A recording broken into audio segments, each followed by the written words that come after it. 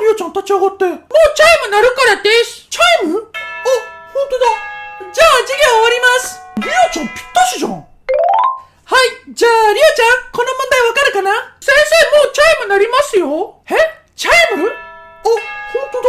リオちゃんぴったしじゃん。ごめん、じゃあこの続きはまたにするね。リオちゃんすごいね。なんでチャイムが鳴るのわかんの？なんか匂いでわかるんだ。嘘だ。時計見てるだけでしょ？じゃあアニャちゃんもやってみれば？よーし、もうそろそろチャイム鳴るな。はい、じゃあアニャちゃん、この問題答えてくれる？嫌です。は？もうチャイムが鳴るので答えません。あれ？なんでチャイム鳴らないの？確か理科室の時計って進んでるんだよね。うん、10分くらいに。アーニャちゃん、あなた廊下に立ってなさい。そんな。あ、チャイムの匂いだ。リオちゃんまたぴったしじゃん。はい、じゃあみんな、4時間目の体育は外でやるからね。あ、先生、4時間目の体育は外ではできませんよ。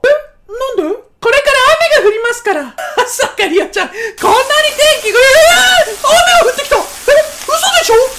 なんでリオちゃん、雨が降るって分かったの？雨の匂いがしたんです。